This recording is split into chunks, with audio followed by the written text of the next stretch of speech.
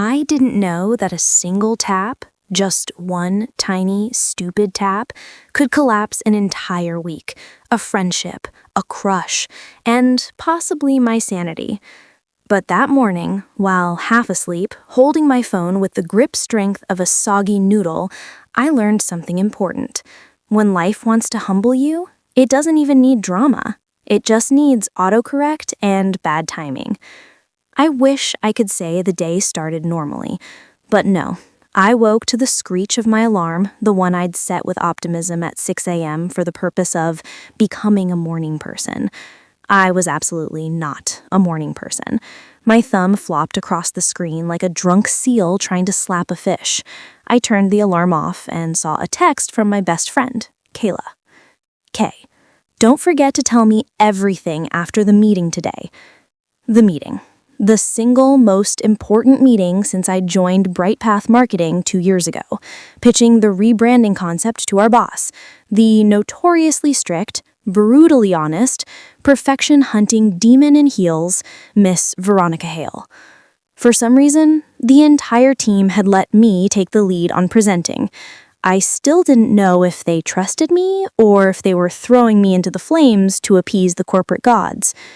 But the main thing, my secret, unspoken goal, was that Aiden would also be there. Aiden, coworker, office crush, unreasonably pretty human being, the only man I'd ever seen make a spreadsheet look attractive, and the guy who had no idea that for the past 7 months, every time he asked, "Can you send me that file?" I translated it as, "I love you, please marry me." I texted Kayla back while stumbling into the bathroom. Me. Of course I'll tell you, especially if she hates it and fires me on the spot, but honestly, I'm more nervous about Aiden. Kayla responded instantly because she had no job and no life responsibilities except giving me emotional support and watching crime documentaries at 4 a.m. Kay, confess to him today! I snorted. She had been pushing that idea harder than my mother pushes marriage proposals. Me. Girl, the only thing I'm confessing today is my deep fear of PowerPoint animations. Kay. Coward. I laughed, set my phone down, brushed my teeth, went to make coffee, and didn't check it again for about 10 minutes. Those 10 minutes would go down in history as the last peaceful minutes of my life. Because when I picked up my phone again, the message I'd typed earlier, the one meant for Kayla, wasn't sent to Kayla. It sat proudly in my sent messages under a different name. Aiden. I froze. No, no, no, no. My stomach dropped through the floor. I opened the message thread in a panic, and there it was, glowing like a digital death sentence. Me. Arrow. Aiden. Of course I'll tell you, especially if she hates it and fires me on the spot. But honestly, I'm more nervous about Aiden. I reread it. Then, reread it again. The words, "more nervous about Aiden," stared back at me like a confession written in neon ink. I whispered to myself, I can explain this. I can spin this. I am in marketing. I can market my way out of this. But no slogan, no jingle, no PR crisis strategy could save me now. Because 3 seconds later, the typing dots appeared. I dropped my phone on my bed and backed away from it like it was a bomb. Those dots blinked on and off, taunting me, threatening to change my life forever. And then, Aiden, question mark, nervous about me? My soul left my body. I became a ghost, hovering over my bed. Before I could think of a reply or a fake alibi or a passport to flee the country, another message came. Aiden, did I do something wrong? Wrong? He thought he did something wrong? This was worse, so much worse. My heart pounded like it was trying to escape my chest. I paced in circles around my room, telling myself not to panic, but I was already panicking. My entire bloodstream was made of panic. I typed, deleted, typed again, deleted again. Me, draft number 1. Haha, OMG, no, that was not for you. Deleted. Me, draft number 2. Sorry, that was a joke. Haha, not serious. Deleted. Me, Draft number 3. Wrong number. Deleted immediately. He was literally the person I text the second most in my life. Wrong number? What was I, an 80-year-old with bifocals? Finally, with shaking fingers, I wrote, Me. That message was meant for Kayla. Sorry, autocorrect mixed up the threads. Ignore me, lol. Was autocorrect a believable villain? Absolutely not, but at least I didn't confess my love in a panicked frenzy. There were no dots this time. He stopped typing. He didn't reply. And the silence? The silence swallowed me whole. It was the kind of silence that made you rethink every decision you'd ever made, from texting at all to being born. I checked the clock. Only 7:46 a.m. My meeting was at 10. I had 2 hours and 14 minutes to either change my identity or sink into the earth. Maybe Aiden would pretend nothing happened. Maybe he believed my pitiful autocorrect lie. I showered, dressed, and desperately practiced sentences like, Good morning, hi Aiden, please don't think I'm in love with you, even though I accidentally said something very obviously about you, haha. I got to the office early, mostly because I needed time to hide behind pillars and walls. Bright Path Marketing occupied the 12th floor of a sleek glass building, with an open workspace that looked like Pinterest sneezed on it. Pastel colors, plants, motivational posters like Make It Happen and Creativity Never Sleeps. Creativity, unfortunately, had been sleeping deeply inside me for weeks. As I walked to my desk, I saw him. Aiden, leaning over the printer with one hand in his pocket, reading something on the screen. Completely unaware that I had just destroyed the fragile balance of the universe. He looked up right as I was about to make a U-turn and flee. His eyes met mine. He smiled. Not a smirk, not a fake corporate smile, a real warm smile that made everything inside me bubble up like a shaken soda. I swallowed. He didn't mention the text at all. No teasing, no questions, not even awkwardness. Just normal, which was deeply abnormal. I sat down at my desk, trying to convince myself the problem was solved. Maybe he really did believe me. Maybe my life wasn't over. Maybe the day would be okay. But then I saw it. A sticky note on my keyboard. My name written in someone else's handwriting. My heart stopped. I lifted it. There were 3 words. We need to talk. I nearly screamed. My brain spiraled into dramatic worst-case scenarios. He wants to talk about the text. He knows everything. He thinks I'm weird. He's going to politely reject me. He's going to ask HR to place a restraining order between our desks. He's moving to another department. He's quitting the company entirely to avoid me. He's filing for witness protection. I read the sticky note 14 times, trying to crack its hidden meaning. Did talk mean talk? Confession talk? I know you like me talk? Stay away from me freak talk? Before I could mentally collapse, my coworker Janelle slid into the seat next to me, sipple our iced latte. You okay? She asked. You look like someone told you the company's replacing the break room snacks with carrot sticks. I hid the sticky note under my keyboard like it was contraband. I'm fine. You're not fine. You're very observant for someone who never looks up from their coffee. Thank you. She took another sip. So, what's wrong? I debated for a half second, then decided no one, not even Janelle, could know the humiliation I had bungee jumped into this morning. Nothing. Just nervous for the pitch.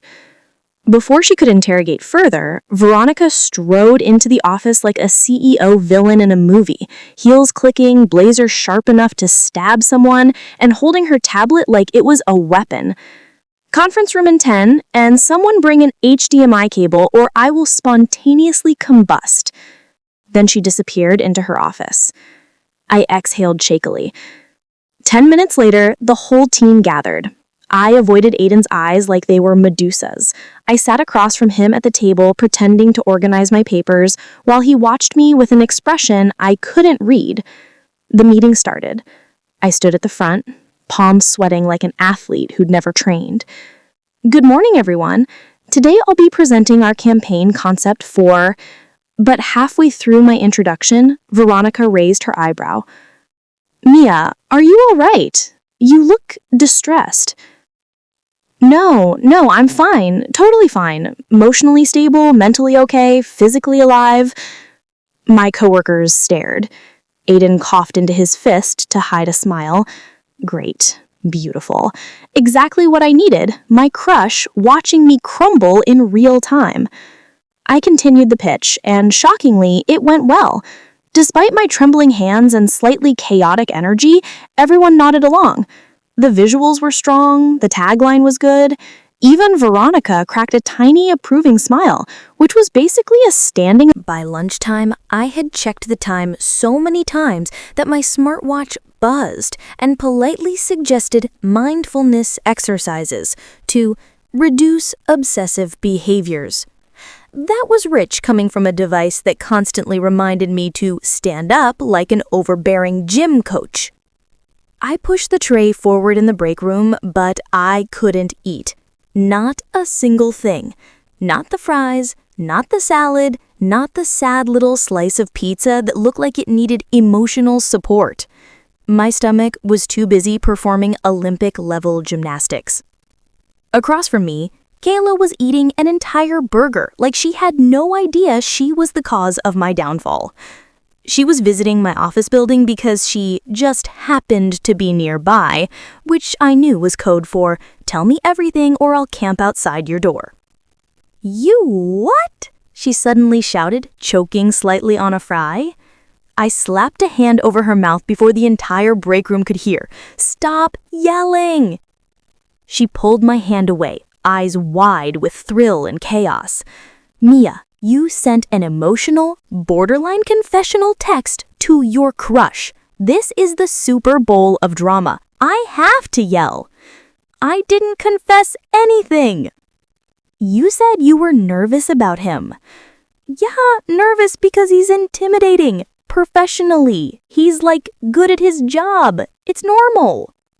Kayla stared at me with the tired sympathy of someone whose friend was delusional. Girl, you are not professionally nervous. You are, my entire soul melts when he breathes near me, nervous. I groaned and dropped my forehead onto the table. She took a dramatic sip of her iced drink. And now he wants to talk after work? Yes. She clapped like a seal. Oh my God, this is it. This is what? My funeral? No, this is the part of the romantic movie where the guy says he likes you back. This is not a romantic movie, I mumbled into the table. This is a horror film called The Text That Ruined Everything. Kayla grinned, which means the plot twist is coming. I lifted my head. What plot twist? She shrugged. Dunno, but something's definitely happening. He wouldn't ask to talk unless he had something to say. Something to say, I repeated, dread rising. Something like, you're weird, please never speak to me again.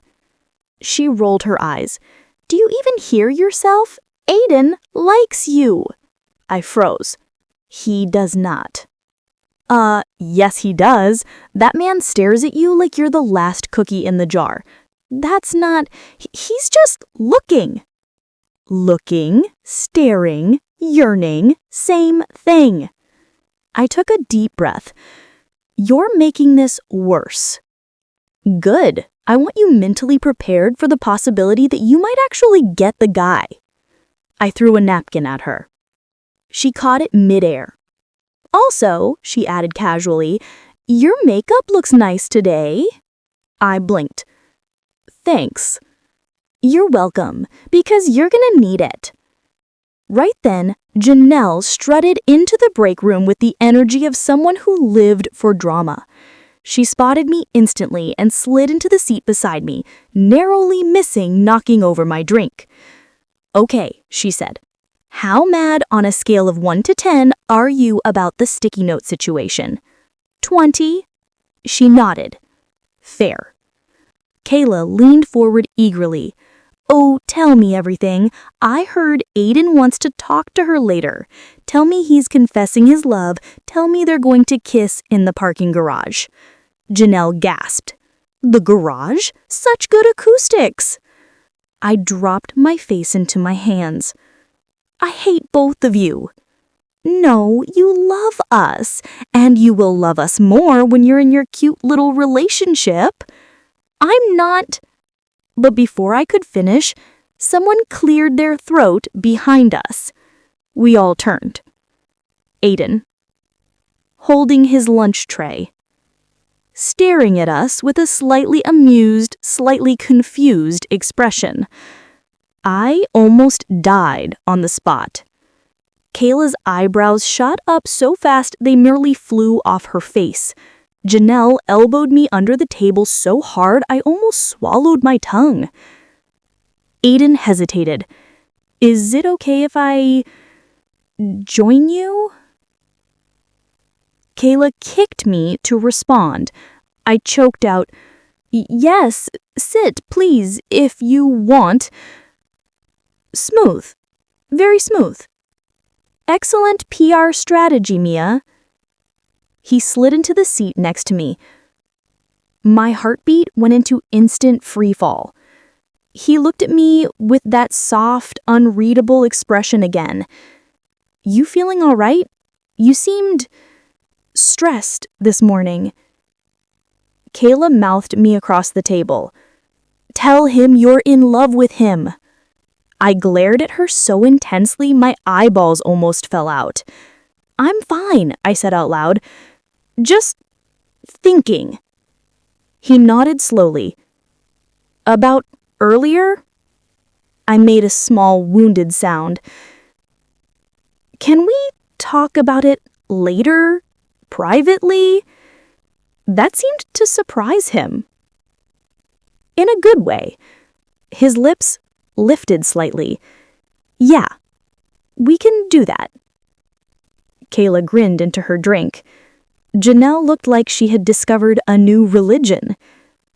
We all ate, or pretended to eat, while my nerves melted into a puddle. Somewhere in the middle of lunch, as Janelle was rambling about how the company should install nap pods, and Kayla was making hard eyes at both of us like she was our favorite TV drama, Aiden leaned closer to me. Quietly, he asked me, "Can I ask you something?"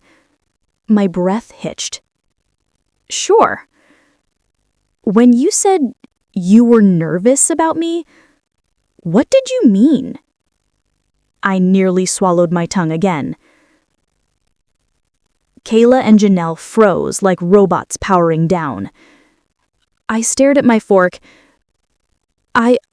Well, honestly, I'd rather talk later.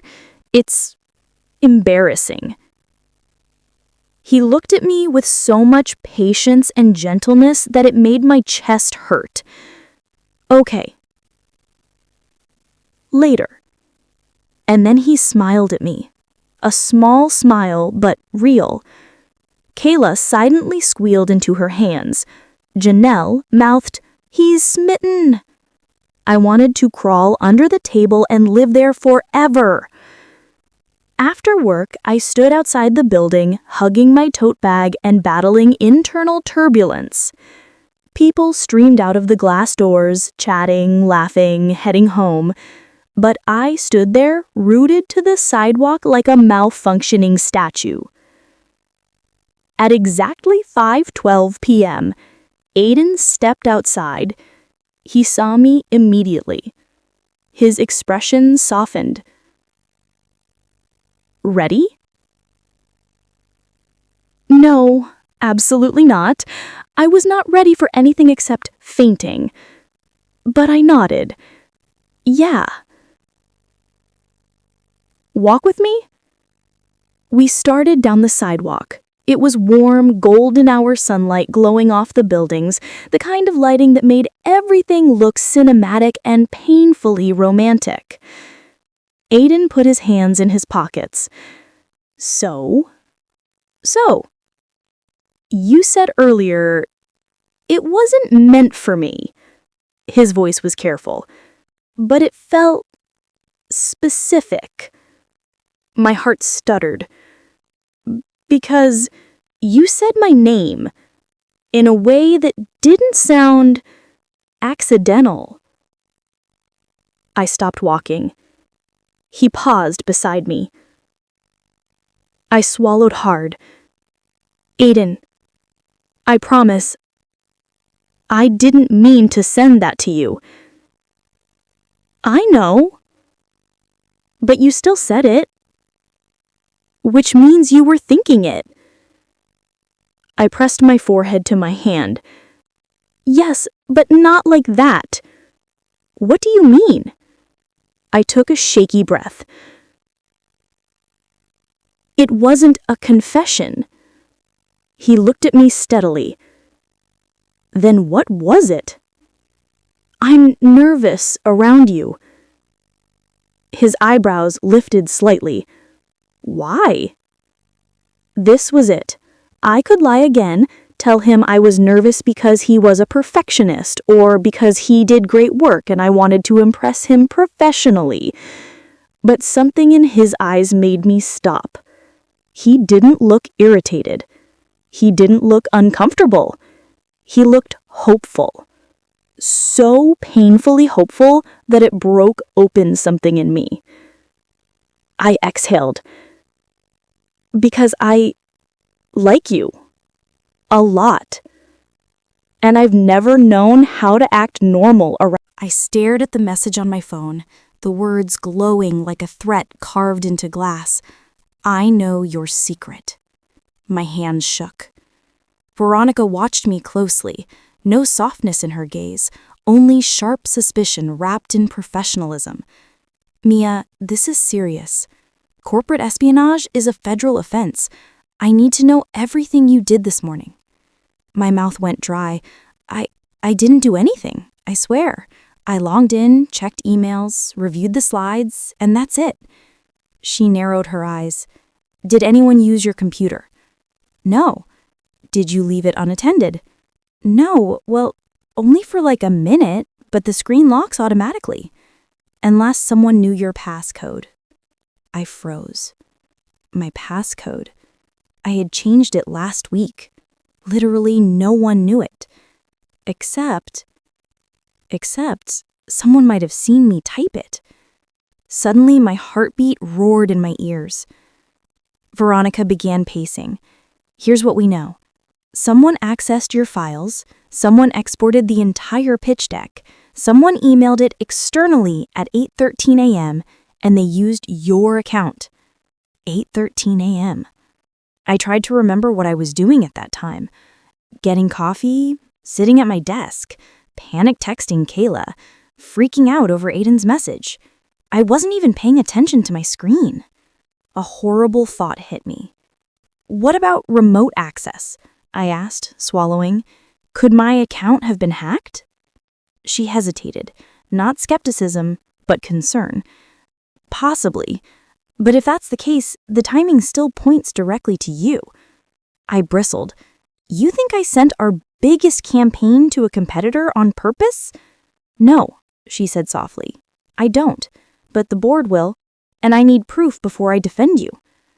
My chest tightened. I wasn't angry at her, just terrified. She pointed to the chair. Sit, breathe, tell me if anything unusual happened today. I did sit, but breathe? Impossible. Then it hit me. The anonymous text. Should I tell her? Would it make things worse? Would I look paranoid? Veronica's voice cut through my thoughts.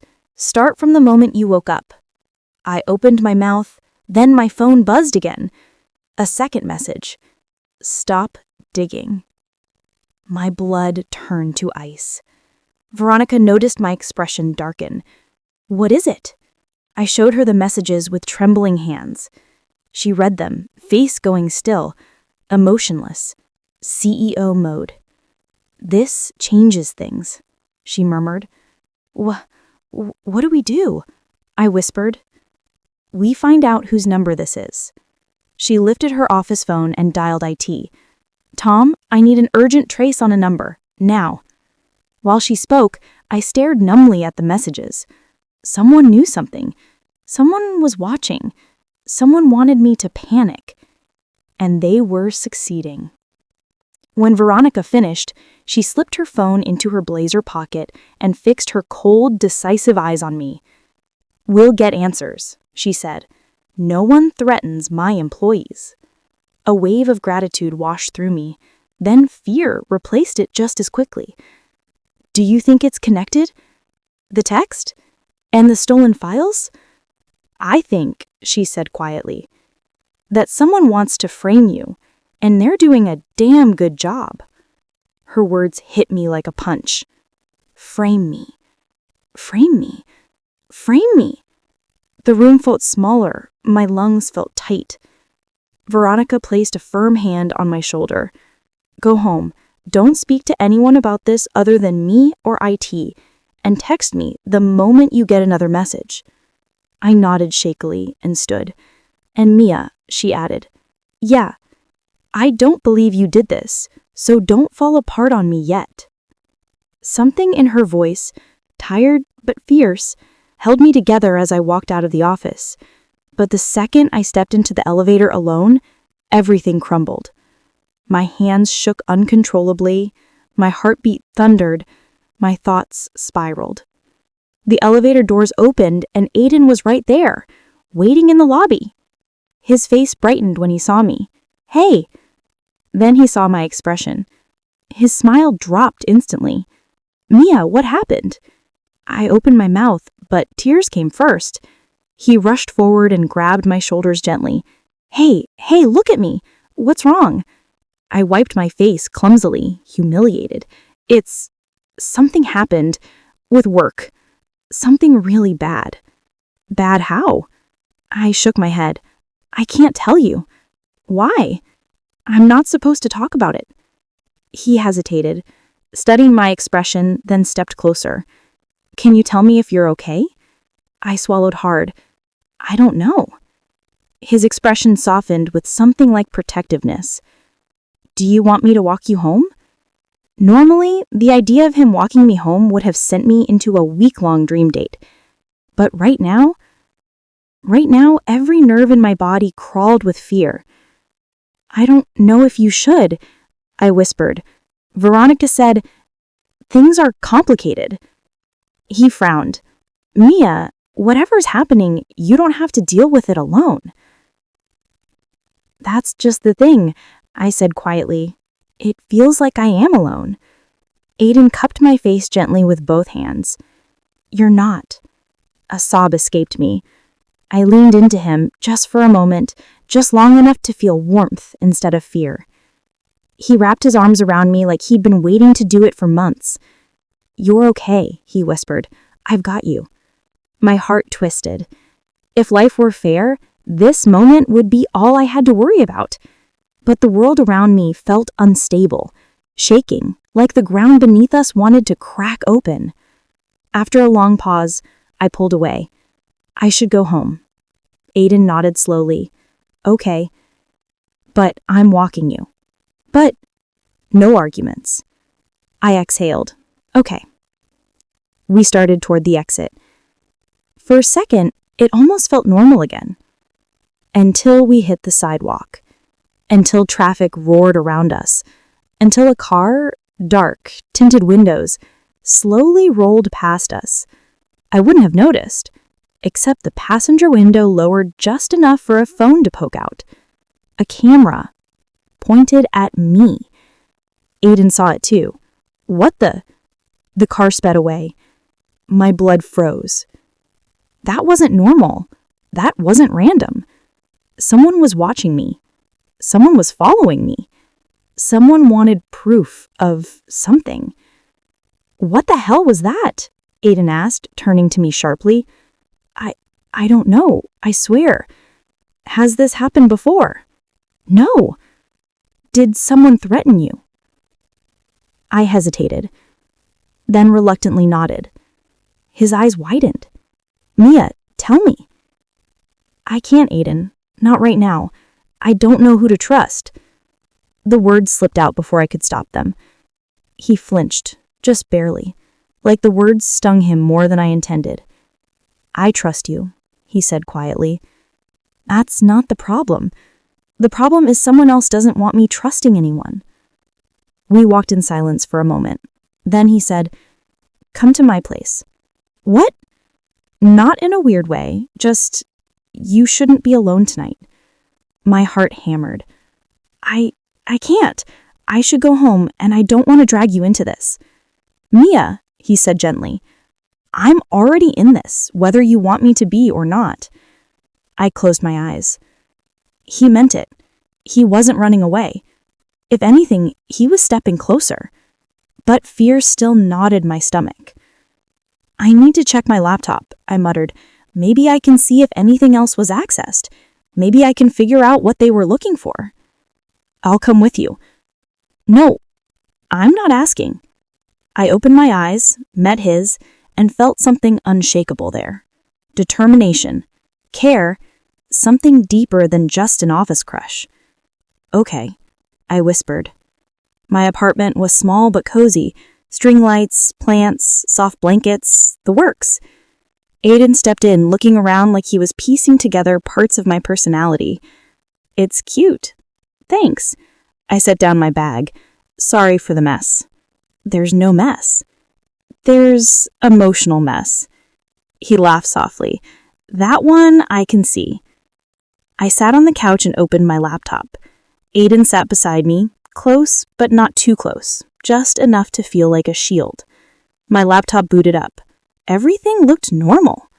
But when I opened my email, my inbox had been wiped. Completely. Every message. Past, present, gone. What the? I whispered. Aiden leaned closer. Did you delete anything? No. Clicking the trash folder showed nothing. Someone accessed this remotely, Aiden muttered. How? I have two-factor authentication. Unless someone has your phone, too. My entire body went cold. I grabbed my phone. The screen was off. Nothing weird. Notifications normal. Except Aiden pointed. Mia, look! My heart stopped. There were two new Aiden didn't notice the world around him as he headed toward the exit. His footsteps were rushed, but his mind was moving even faster, unraveling everything he thought he knew. He kept replaying Olive's confession. Me. I was the wrong person, but maybe I was the right one. Those words, raw, vulnerable, unresolved, echoed louder than the music, louder than the crowd still celebrating behind him. The air outside hit him like a wall, cool and sharp, clearing only enough space for his panic to breathe. He didn't get far. Aiden! Her voice cut through the night. He slowed. He didn't turn, but he stopped. Olive ran up behind him, breathless, clutching her shoes in one hand and the hem of her dress in the other. Strands of hair escaped the pins she had so precisely arranged earlier, but none of it mattered. She wasn't trying to look composed anymore. She was just trying to reach him. Please, she said, stepping in front of him, don't leave like that. Aiden exhaled, long and shaky. Why didn't you tell me earlier? Why did you let me chase this story in circles? I didn't mean to. I wasn't supposed to feel anything.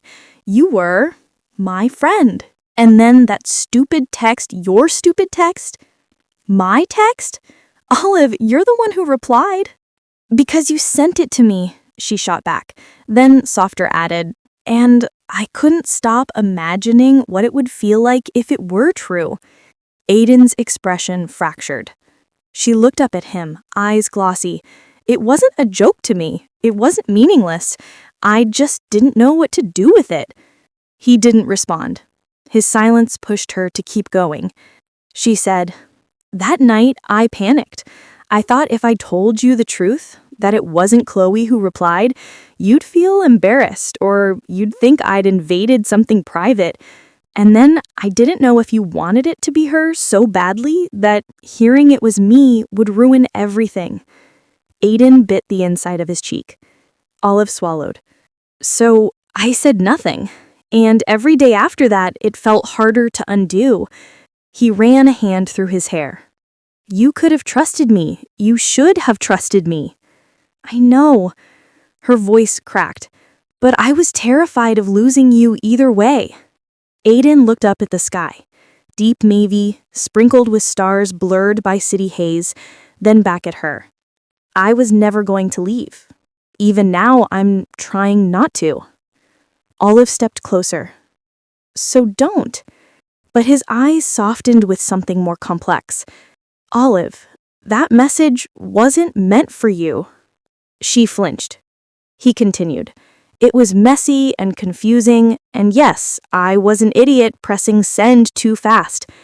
But everything that happened afterward, the way you talked to me, supported me, opened up to me, none of that was supposed to happen. I know, she said, and yet it changed everything. I know, she said again, voice trembling. Aiden looked at her, really looked at her, and for the first time, he didn't see the girl who sat beside him in class for 3 years, who shared snacks, secrets, and sarcasm. He saw someone he hadn't allowed himself to see. Someone who had been right there. Someone who replied to a message she wasn't supposed to see, but gave him something he hadn't even realized he needed. Why didn't you ever tell me you liked me? He asked. Olive's breath hitched. Because you never looked at me like someone you could fall for. Aiden felt that. She continued. Whenever you talked about Chloe or anyone you liked, you'd be glowing, alive. I didn't want to be an interruption. I didn't want my feelings to be some inconvenience you felt obligated to handle. You mattered more than my pride. Aiden closed his eyes for a moment, as though processing every word. When he opened them, his voice was soft. You weren't an inconvenience. You were... He struggled, trying to find the right words. You were a possibility I never let myself imagine. Her lips parted. And now? She asked. Aiden shook his head slowly, like he was steadying himself from something overwhelming. Now I'm imagining too much. A beat passed. Quiet, fragile, electrified. Olive whispered, Is that good? He hesitated, then nodded, but he didn't step toward her. She noticed. You're still holding back. Why? He let out a breath that fogged in the cool air. Because I don't want this moment to be an accident, or a reaction, or something we regret if tomorrow looks less dramatic than today. Olive looked down. So you don't trust it? I want to. I want to more than you know. She swallowed. Then tell me what you need. Aiden looked at her with a mixture of longing and fear. I need honesty, fully, from both of us. Olive nodded. Okay. He hesitated, but the words came. When I got that message, I felt seen, wanted, like someone actually understood what I meant beneath the joke. And for weeks, I kept trying to fit that feeling onto Chloe, because I assumed she was the one who gave it to me. Olive's eyes softened. But it wasn't her. It was you. A long silence existed between them. Wind rustled nearby leaves. Somewhere inside the hall, a cheer rose. Probably someone won a dance-off or knocked over a decoration. The normalcy of it contrasted sharply with the moment unfolding outside. Olive finally spoke. Aiden, if you don't want this, if you want me to pretend nothing happened, I will. I can go back inside and we'll finish senior year like all of this was just a weird accident. He stepped forward. No, you won't. Olive blinked. Aiden shook his head. You don't get to walk away from this like it was nothing. Not when it meant something to you. Not when it meant something to me. Her lips parted. Aiden continued, voice low. And not when one accidental text just exposed everything we were afraid to say. She stared at him, chest rising and falling. So what happens now? She whispered. Aiden took a breath. Then he did something he hadn't done all night. Something he hadn't done ever. He reached out and took her hand. Olive froze, her fingers instinctively curling around his. I don't know what this is yet, he admitted, but I want to find out. With you. Olive swallowed hard. You really mean that? Yeah, he said. I do. Her eyes glistened. And then, like the universe wanted to break the tension, a drizzle began to fall. Soft and unannounced. Olive laughed, breathless. Seriously? Rain? Now? Aiden glanced up. It's fitting, honestly. They stood there, hand in hand, drops forming in Olive's hair, darkening Aiden's shirt. She looked at him. Uncertain, but hopeful, he looked at her. Hesitant, but certain enough to stay. Then she squeezed his hand. Do you want to go back inside? Only if you want to, he said. Actually, she looked at the rain, the parking lot lights reflecting off the wet pavement, creating glimmers around them. I kinda want to stay here for a moment. He smiled faintly. Me too. Silence settled again. Comfortable this time. Olive took a tiny step closer. You know, I always thought the universe was dramatic, but even this is a bit much. Aiden chuckled. A text message, of all things. Olive shook her head. The text that ruined everything. Or fixed it, he said quietly. Her heart tripped. Aiden? He looked at her. I want to be clear, she said. I didn't reply to your text to mess with you. I replied because, for a moment, I let myself imagine you loved me back. Aiden swallowed. And I guess, she continued, I really needed to know if that was ever possible, even if it was just a dream. It wasn't a dream. Her breath caught. Aiden stepped forward.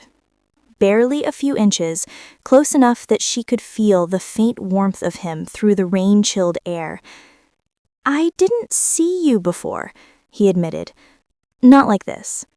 Not because you weren't there, but because I wasn't looking. Olive lifted her eyes slowly, meeting his. And now? She whispered again. Aiden took a steadying breath. Now I see you everywhere. She blinked, her lashes catching raindrops like tiny jewels. Her lips parted, but no words came out. Aiden hesitated, giving her a chance to step back, to rethink, to breathe. She didn't. So he closed the distance gently, giving her every second to turn away. She didn't. He leaned in, and their foreheads touched first. Not a kiss. Not yet. Just a fragile, trembling closeness. Olive closed her eyes, her breath slipping out in a shiggy sigh. Aiden whispered, Is this okay? She nodded, barely. He tilted his head, brushing his lips softly, almost questioningly, against hers.